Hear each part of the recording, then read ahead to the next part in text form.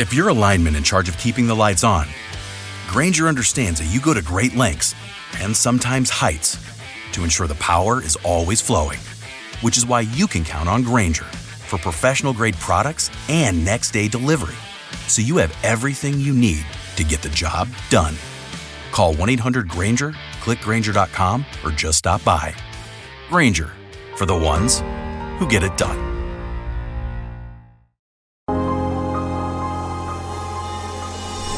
You are listening to I Am Refocused Radio with your host, Shamaya Reed.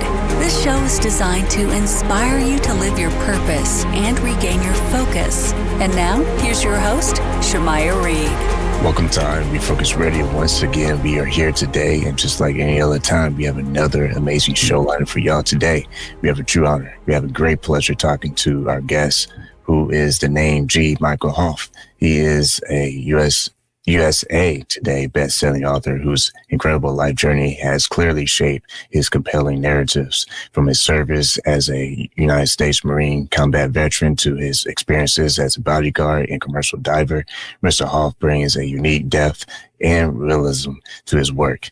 When it comes to being a devoted father and husband, he has channeled his diverse background into a successful writing career. So we're going to have a great time talking about, you're talking about making a big change from military to being a writer and just making it happen. He has a lot of books. You think it's just one or two?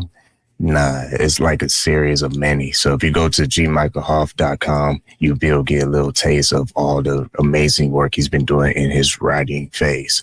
So first and foremost, man, I want to say to you, Mr. G, if I can call you that, thank you for your time, man. How you doing? I'm doing really good. Thank you for having me on. And the G stands for Jeff, so feel free to call me Jeff. The G. Michael Hopf is a pen name I adopted because the very, very first book I'd written was a children's illustrated book. And I did that under Jeffrey Hopf, and that was kind of a legacy project I did for my girls. And then that was really the first book that kind of showed me I could have an idea and have it manifest by just consistent effort and discipline. And then from there, then I launched all of my novels, and I thought I needed kind of change the name up because I didn't want kind of this kind of raw, kind of intense, kind of apocalyptic fiction that kind of didn't seem to match up with the children's illustrated books. And I thought I would do more, but I ended up not doing it. But so I went with G. Michael Hopf. That would be the pen name I would use for all my novels. So that's the G. It stands for Jeff. So feel free to call me Jeff. I appreciate that, man. I'm going to call you Mr. Hopf if you don't mind. But when you think about the diverse experiences that you've been able to have, particularly the United States Marine Corps, want to say right away, thank you for your service, man. When it comes to that directly influencing some of the ways you write, kind of touch on how maybe parts of your career has influenced how you decide to write your books. Well, I first want to, people ask me, they always thank me for my service, and thank you for doing that. But I also just want to thank the country for allowing me to serve. And I genuinely mean that. I know we're not a perfect nation. I don't think no nation is, but I think we're doing pretty good here for the most part. We can always be striving to be better, of course. But I'm very grateful to my country for allowing me to serve. As far as my military background and how it helped my writing, it's important for writers, I think, to write from what you know. It makes it much easier to do that. And so I pull, when you look at apocalyptic fiction and things that have kind of gritty action and kind of the technical expertise of weaponry and tactics and things like that, I definitely pull from that. I also pull just from the standard grit that people in the service have. There's just a disciplined mindset that falls into those people, because it is quite remarkable in many ways. I think it gets overlooked a lot, where you have very young people that are given tremendous responsibility. We're talking very young. And like when I was in the Marine Corps, here I am as a corporal, then eventually a sergeant, and I'm in my early 20s, and I'm leading a squad of young men in the infantry. And you're making decisions that are literally life and death. You're putting the life and death of other people in your hands at such a very young age. And the military does that across all branches. And I have to really give a big shout out for that. Again, I think it's overlooked quite a bit, what we ask of these young men and women to do at such a young age. And so, but going back to that, I definitely have pulled from my military experience and the deployments that I did overseas. And that really isn't a lot of the books. And I do pay homage to pretty much all the books I've written. There's usually some military element, specifically Marines, in it. Beyond the action and the adventure in your books, often we always have the plot twist that is like, man, what's going to happen next? You have a great talent when it comes to just keeping us on the edge, so to speak. How do you do research and also integrate these complex, even political dynamics in your fiction? As far as the plot, I like deep, kind of complicated plots, but mainly because I want the reader to give I want them to have a world that they understand what's happening.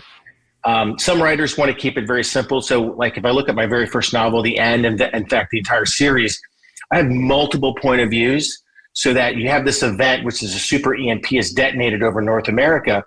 But I want the reader to have a true understanding of what's happening around North America and around the world. So I give them characters, not just a family that's in a kind of a suburban area, but then there's also a character that's in the military. So the reader has an idea of what's happening there.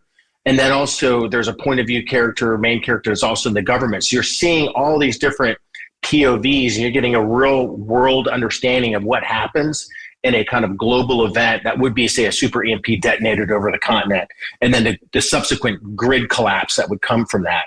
I think it's important. I like world building, so I like that as being an author, and I think it's important to give the readers just a lot to kind of chew on and feel. But as far as a grittiness and realism, I do spend time researching things that say I'm not familiar with, and so I have a good understanding. And I've gotten a reputation for having my technical expertise as far as when it comes to, say, like a super EMP or EMP weapon, exactly what does it do? How does it affect, the grid? How does it affect electronic components, circuitry, and things like that? Because I want it to be as real as possible.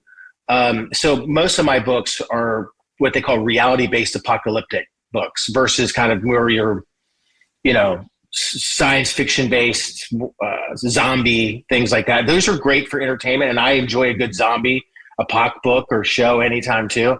But I wanted mine to be kind of, what if this actually happened? One, there's probability there this event could happen, and two, what happens and what should you do, or what can we foresee happens to society as it slowly breaks down when a large scale kind of continental event occurs.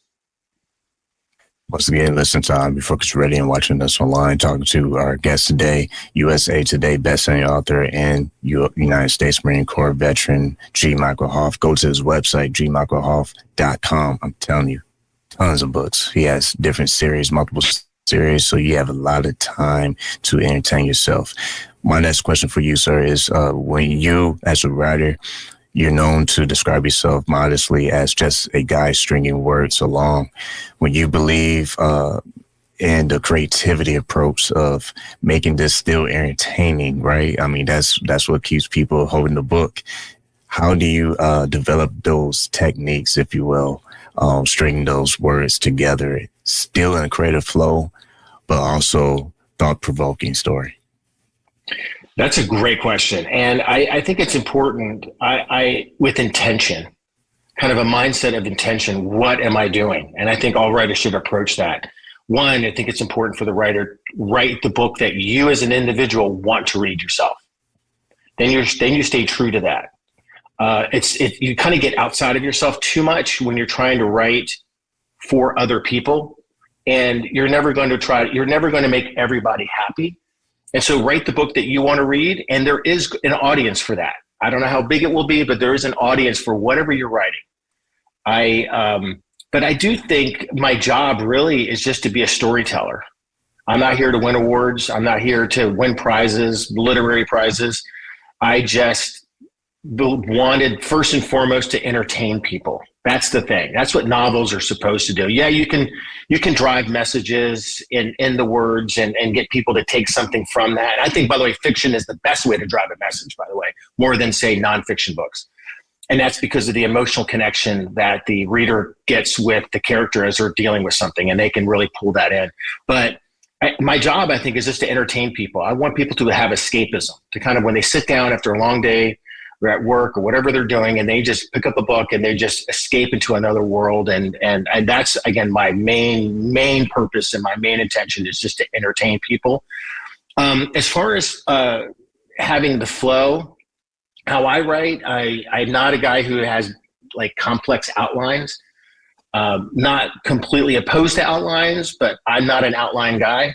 I'll take heavy notes before I start writing a book, but I allow the kind of flow to come, kind of organic writing, and that requires to be uninterrupted, sitting down with the story kind of playing in your head, kind of knowing, almost like I see it like a movie in my head, and then I just sit there and I just start writing, and eventually you kind of kick into this flow state. And once the flow state comes, you'll have characters and situations and events that are happening in the book that you never could have plotted when you're thinking about it analytically and when you're doing an outline. It's kind of a left brain, right brain thing. And so the creative thing just comes from kind of immersing yourself in the story and just keep writing and writing, and eventually it clicks and then you're just flowing. But again, I think stick to just being a storyteller. That's what authors are. Tell the story first. That's what, as far as perfection with grammar and typos, that's what editors are for. You get those people to come in and polish your work. The main job of an author is to be the storyteller. And speaking of characters, I want to talk about how you develop your characters, because also with your military background, you have encountered, I just can only imagine, different experiences and human interactions in different places all over the world. How has that also contributed to how you develop these characters once they spark in your mind? Yeah, characters, I think a lot of authors do that. We just pull from people we've known or met over the years. And some people will just be a straight up, like one character could be somebody that you've known in your past, and they're literally a carbon copy of that person's personality. You're putting them there. Some characters are just kind of an amalgamation of different personalities and little traits and little mannerisms and things like that I just take from the world that's right in front of me. Like I'll be out somewhere and people are over and I see someone playing with their hair. Or I'll see somebody do things like a mannerism. I'm like, that's interesting. I'm going to have my character do that. So I don't try to make things up. I pull from my own experiences or pull from the world in front of me and take that information in and then put it into the characters. Your books, your series, they are different. They're not just one same type of style, because beyond your New World series, you also write Westerns. What appeals to you about the Western genre, and how do you find the experience of transitioning between writing from the New World series and when it's all about survival to more traditional Western? Well, I was getting a little I'd written so many books. Like today, I've written 40 books to date. And I had written quite a few apocalyptic books, and I was just kind of wanting a little bit of a shift. And believe it or not, it can be risky for an author to do what they call genre jumping. But Westerns they're kind of an adjacent genre in many ways. One, I think the Wild West is an intriguing time period in American history. It's very Americana, but it's just an interesting time period, even just in world history, just how the West was won, and just the concept of a frontier and people out there and all the things and dynamics that were playing out. I just have always been fascinated by it. I like from the history of it and things like that. And so when I jumped over to it, I had to do a lot more research to make sure, again, I pride myself on being technically accurate. So I really had to do a lot of research into weaponry and things like that. Now I have shot a lot of firearms in my life and have been a shooter ever since I was young. And so I had tinkered with, black powder pistols and kind of older Colt and different kinds of lever action rifles and things like that. So I had some experience already, but I did have to do a lot more research, specifically time periods, because there is like this evolution of firearms too. When you go from the cap and ball kind of all the way to where they're actually having cartridges and things like that. So to making sure that that's accurate. But the Westerns, the kind of concept of survival is even in the West. So that kind of human condition where people are trying to survive, there's a lot of similarities there, right? I just wanted to make sure that I got the situations accurate, because there's a lot of things happening politically and just culturally that are happening in the Wild West that I wanted to get accurate. So again, that took a lot more research and understanding what was a state, what wasn't a state, was it a territory, what was our interactions with the native tribes and First Peoples at the time, and all these things to make sure everything is accurate. But it was actually quite a lot of fun to write. I kept the stories fairly simplistic as far as kind of writing in a formula. I was a big reader when I was in the Marine Corps of Louis L'Amour and Zane Grey. Those authors are big Western, classical Western. And so I kind of was inspired by them and just kind of incorporated some of their style. But I wanted to make the protagonist more anti-hero. So these were the hero, but yet these were men or women that were not necessarily the best people. They were good people, but sometimes doing bad things, if that makes sense. And some were just bad people that end up having this kind of redemption story where they went from being bad to now they're being put into a situation and now I should be good. So it was just a lot of fun to write. A lot of fun, and I actually, surprisingly, the books did really, really, really well. They were really well received by the Western people that are really into Westerns. Yeah, I mean, you really took the words out of my thoughts. That's exactly what I thought about redemption, and I think that's a powerful tool. Earlier in our conversation, you touched on storytelling. So when you think about being an established writer now and people are supporting your work and you have 40 plus books out there, I mean, man, that takes a lot of effort, time, and organizing to actually make that happen. So when you look at writers today, maybe the younger writers, maybe not the established ones, but the ones who are dreaming about getting their stuff out there professionally, what's some of the skill sets that you develop over time and how you prepare yourself mentally to get your books published? Because it's one thing to get it written and get it edited, but it's a whole different world when it comes to marketing yourself and putting yourself out there in the world. Those are great questions. And I will say, if someone wants to get, I'll kind of give a not too long of an answer, but a thorough answer because these are great questions. I think if someone's a new writer out there, my best advice for them is be the same advice that Ernest Hemingway gave new writers. That is just right. Don't overcomplicate it. Not to say that you shouldn't go out and seek knowledge and seek to better your craft as a writer, but don't put obstacles in your way. Like, I have this great idea for a novel, but I'm going to wait till I graduate with a creative writing degree 3 years later. I wouldn't do that. Not to say you should drop out of school, not to say you should take that creative writing class, but you should, if you've got an idea and it's been brewing in your head for the longest time, just sit in front of a computer or whatever and just start writing it now, and get it all on the page. Because when you're doing a rough draft, that's the time to get everything on the page anyway. Just throw it all on the page, because there's plenty of time when you're done to go back. You'll do rewrites, and then you'll introduce an editor to the process. And it's a lot of heavy lifting when you're doing that. To kind of then go back into the writing, if you're getting into writing, you also have to think of it that it's a business, and that's how I structured it. In my mind, I had this mentality when I was first writing the book that I never said I wanted to be a writer. I just said, I am a writer. I am an author, even before I'd published it. And that mindset, it's a mindset that then everything I did is like, what do authors do? Authors write. And so authors write every day. That's kind of what I put. And I used discipline and consistency and kind of the consistency of labor together. And then I made writing, before I actually became a professional writer, I made it like my second job. Like I would kind of have just hours at night when everyone's asleep to sit down, and I dedicated to getting so many words done a night. And if you do that through, like, again, it takes discipline. You can have all the motivation in the world, but it takes discipline, because there's times you just don't want to do it.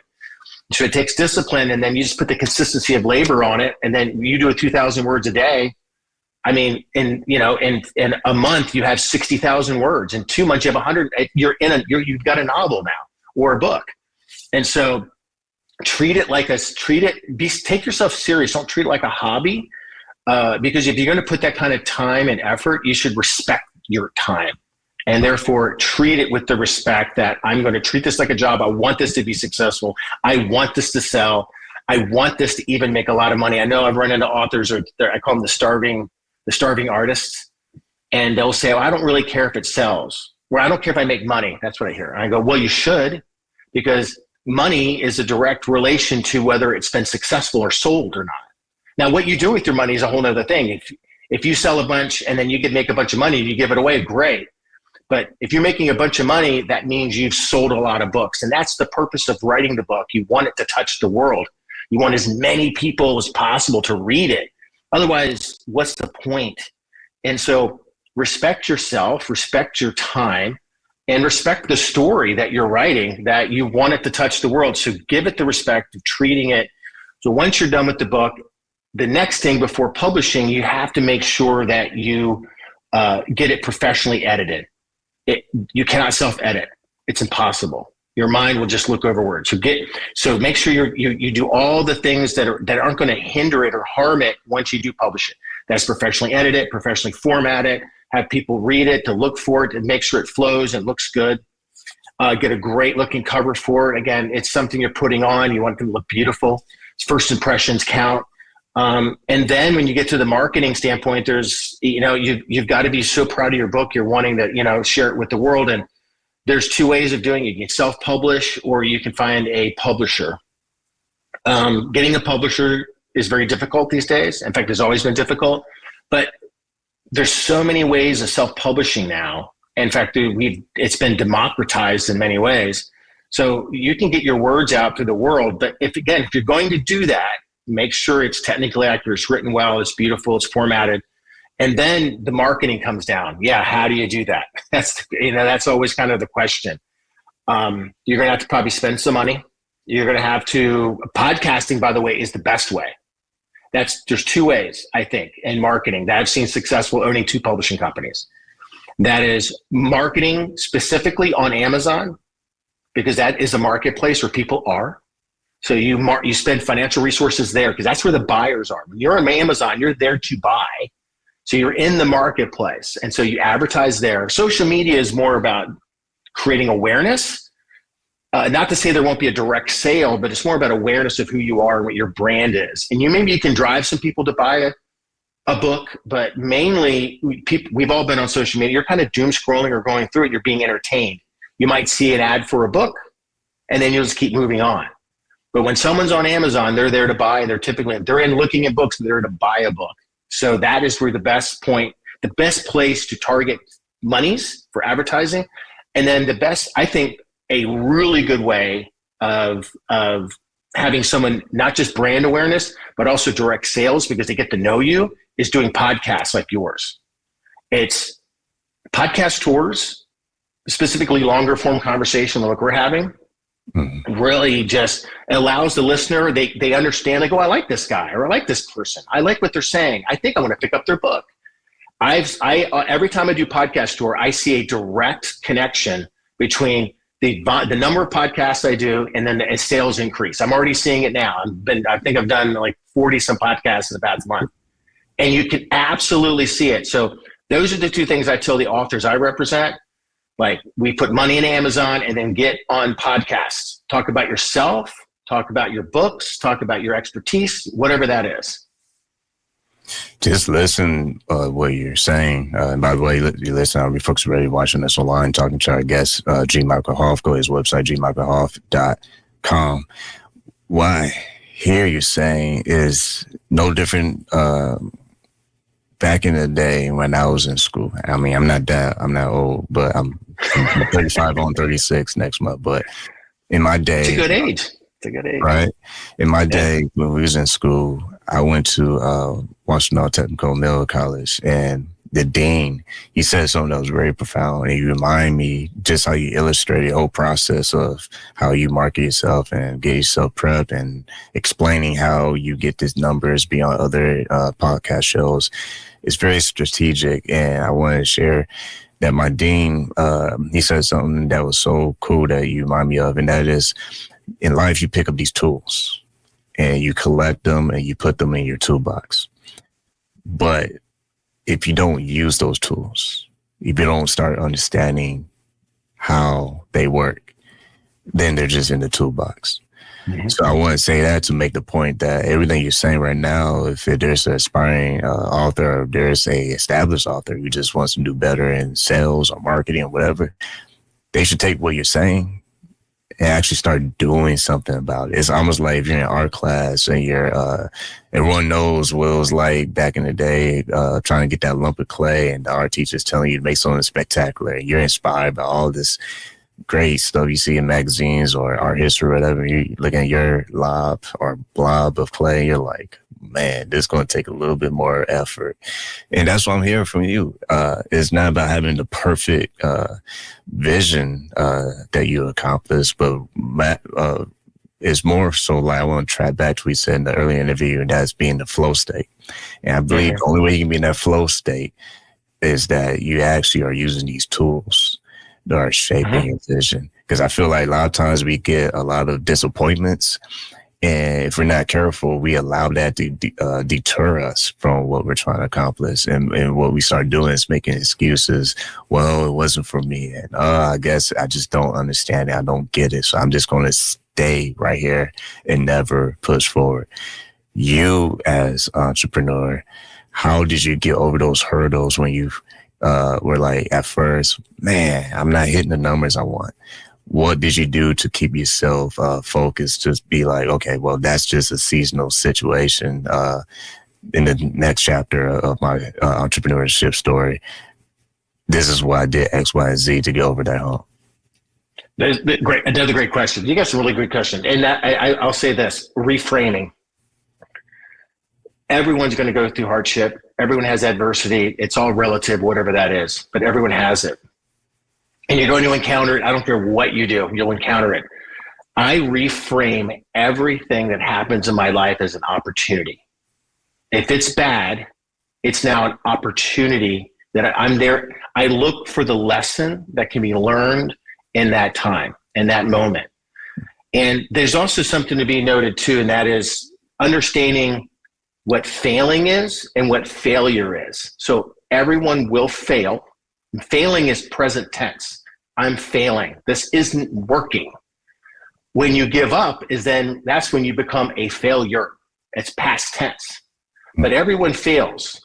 And then, what you're at a crossroads at that moment in time. So I'm failing. This isn't working.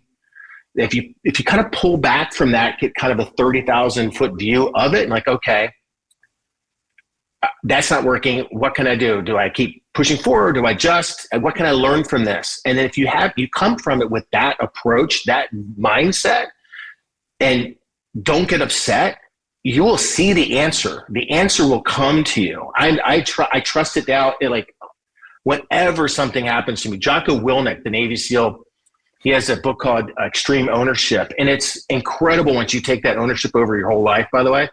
But he talks about anytime something becomes difficult, he just goes, good. He accepts it, like, okay, good. That wasn't working. That clearly is not the way it is, but there's an answer here, and I'm going to find it. And the determination to not quit is then you just try other things. You just kind of navigate. Anyone who's been successful always has headwinds, always hits a roadblock, will have a failure. They'll fall down. Whatever these things happen, they go broke. But yet they get themselves out of it because they don't quit. They keep moving forward. I'll use the military analogy. Is that if you're hitting the beach and you're under heavy fire, the quickest way to not get shot is you have to advance. You have to keep moving forward. If you stay where you are, you're probably going to die on the beach. So the best way not to is to keep moving forward. Just keep going. No matter what, just keep moving forward. But I would simply to tell people, just reframe the situation.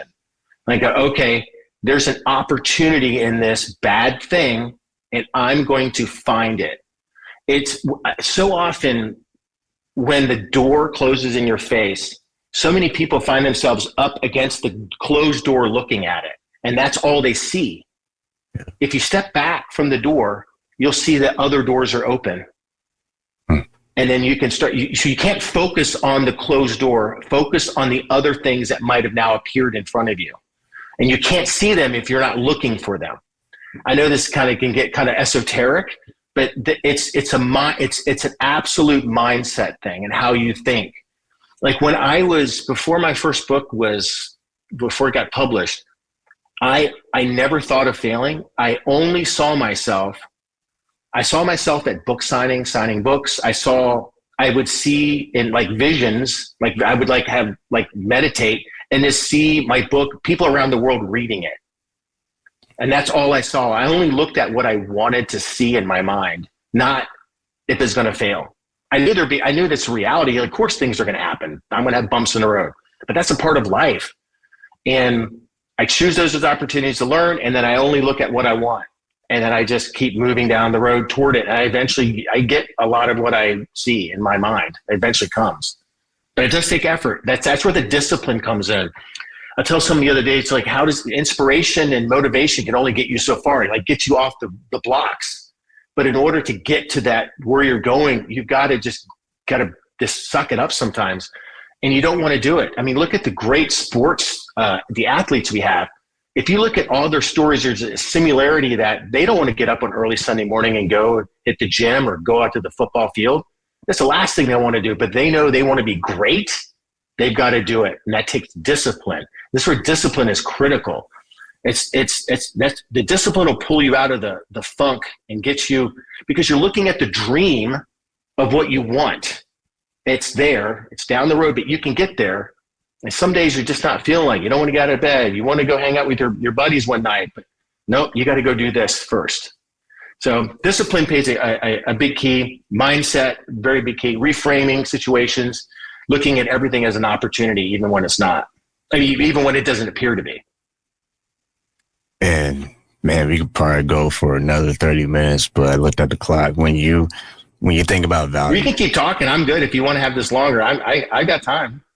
Awesome, man, because I want to dive in something real quick, and that is when you think of value. So value is something that cheapness can't ever experience. And what I mean by that is when you have something that's of value, whether this is probably anywhere in your life, by the way, not just writing books, just living a quality of life in general.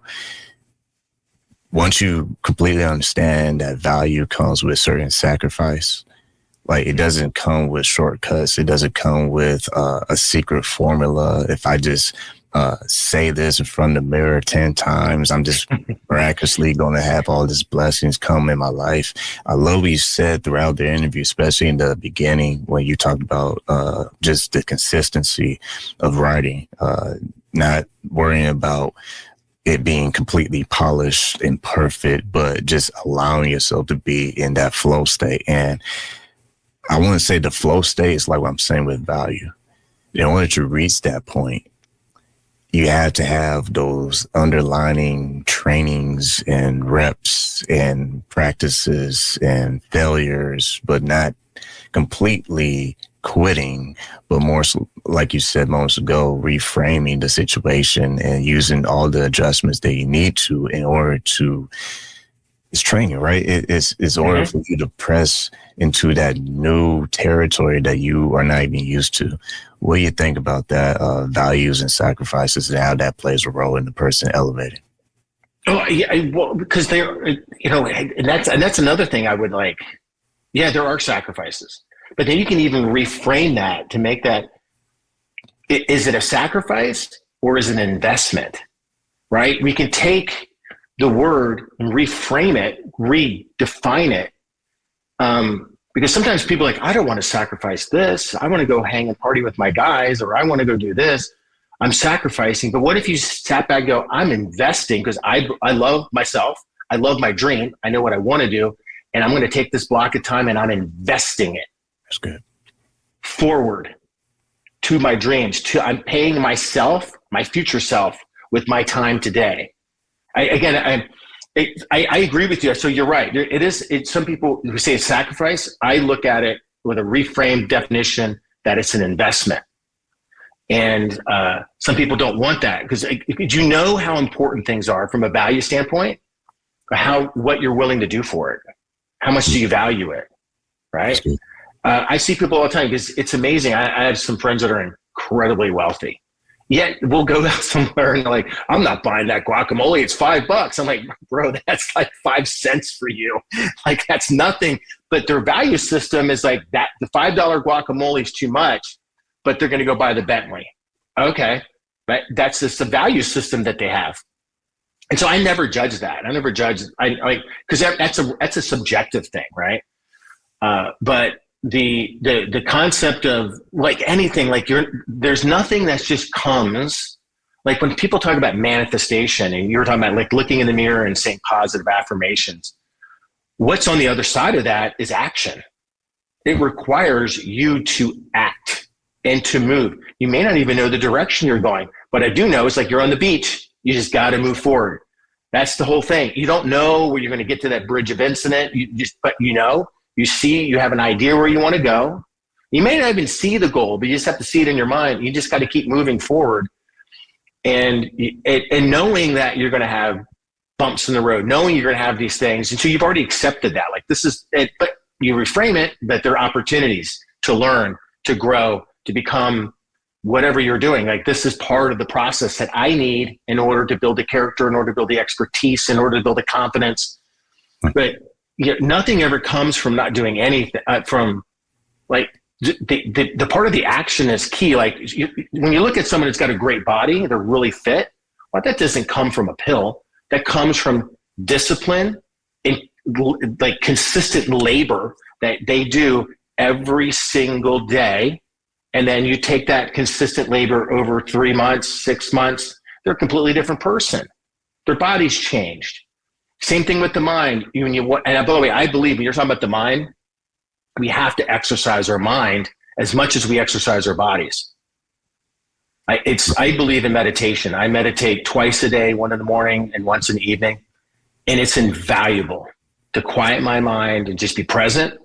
So many answers come to me. It enables me to control my emotional state much better than when I was a young man. I was a little bit of a hothead when I was a Marine, but we need to exercise. I call it the trifecta. Exercise our body, our mind, and our soul. And once we get all those in kind of a harmonious balance, it's amazing all the beautiful things and opportunities that open up before us. Man, this was great. This was great. Once again, this on Refocused Radio, watching us online, talking to our guest, G. Michael Hopf. Go to his website, gmichaelhopf.com. Last thing I want to say, just to wrap this up and make it full circle, is when you look at life lessons, life teaches us a lot if we're open to listen and be aware of what it's teaching.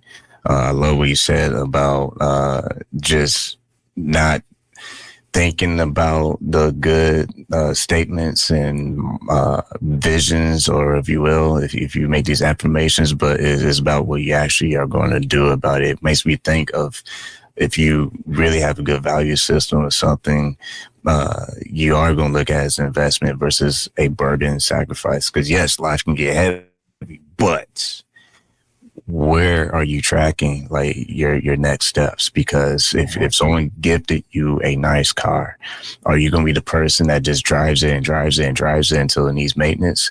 Or are you going to be the person that's going to maintain it? Because there's a big difference between just going through life versus I'm going to maintain what I've been given. Because last time I'm going to throw it to you is we get used to others investing in us. If we're not careful, we become too dependent on those investments, and we don't have to invest on our own. So I want to get your thoughts on that as we wrap up, because I feel like that will wrap up everything in full circle what we're discussing. Good point. I just came back from a wedding. This will kind of tie into that. I just came back from a wedding back east, and they were giving their vows, and they were talking about these aren't like someone who this other person makes them complete. These are two whole people entering into and then creating something separate, the relationship. And that ties into kind of my core belief in that we have to be whole people. And you can't feel entitled that you have to get things from people in order for you to do stuff. I'm a believer in self-reliance as far as you have to be prepared, and when you're succeeding or going out in life, that you have to do things on your own. People there to assist you, it's a gift, but it should never be an expectation. When you do something intentionally to help people, you should never do it with the intention that they have to give back. You just give. And the things I think it's important to strive for is to be whole and complete in yourself. And then from that basis, that strong foundation, then you can build many great things. You can build family from it. Relationship comes from that whole foundation of you being whole and complete. I hope that answered that question, but